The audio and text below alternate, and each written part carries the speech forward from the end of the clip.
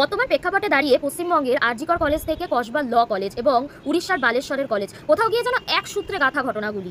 এখানে বালেশ্বরের কলেজের ঘটনাটা তো আরও আমাকে নাড়া দিয়ে গেল, কারণ ছাত্রীটি অধ্যাপকের যৌন সম্পর্ক স্থাপনে প্রস্তাবে রাজি হয়নি এবং সেজন্য পুলিশে অভিযোগ দায়ের করেছিল। পুলিশও আশ্বাস দিয়েছিল, কিন্তু ব্যবস্থা নেওয়া হয়নি। তার জন্য বিক্ষোভের সময় সে এতই হুমকি পাচ্ছিল, সে ভীত ছিল এবং সে আর কিছু ভেবে পায়নি। সে গিয়ে পদ্মাবতীর মতো জহরকুণ্ডে ঝাঁপ দেয়। মানে এখানে জহরকুণ্ডে মানে কেরোসিন তেল ঢেলে নিজের গায়ে আগুন লাগায়। পদ্মাবতীর কথা আপনারা নিশ্চয়ই সবাই জানেন, যে রানী পদ্মাবতীর কথা আমরা কম বেশি সবাই ইতিহাসে পড়েছি এবং এটা কোনো গৌরবান্বিত ঘটনা নয়, এটা একটা নারীর কষ্টের ইতিহাস, যে কিভাবে একটা নারীকে আগুনে পুড়ে মরতে হলো শুধুমাত্র একটা পুরুষের জোর করা যৌন সম্পর্ক স্থাপনে রাজি না হওয়ার জন্য। সেটা সেই মধ্যযুগের ঘটনা, কিন্তু এই বর্তমান যুগ আধুনিক যুগে দাঁড়িয়েও কেন এরকম হবে? এবং বালেশ্বরের এই ঘটনা, Kasba law college, RG Kar college, সমস্ত ঘটনাগুলো প্রমাণ করছে যে যতই আমরা 5G যুগে পড়ে থাকি না কেন, যতই আমরা চাঁদে চন্দ্রযান পাঠাই না কেন, নারী, ডাক্তার, উকিল, পুলিশ, ছাত্রী, যা খুশি হোক, নারী আসলে পুরুষের চোখে ভোগ্যপণ্য। তো সমস্ত জায়গায়, সমস্ত শিক্ষাঙ্গনে মানে এবং সমস্ত যে কাজের জায়গাগুলো আছে,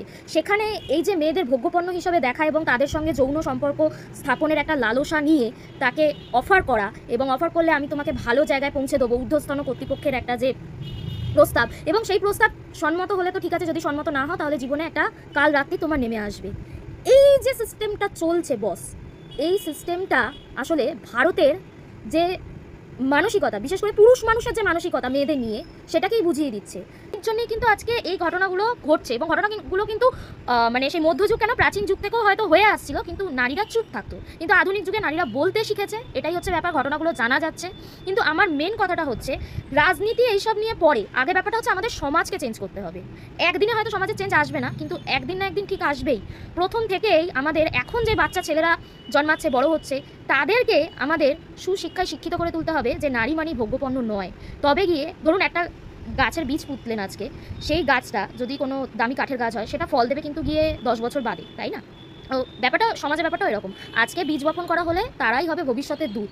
তো একটাই কথা, যে প্লিজ একটু মানসিক চেতনাটা না পরিবর্তন ঘটান। এখনকার যারা পুরুষ আছেন তাদের কথা বলছি, আপনাদের প্লিজ।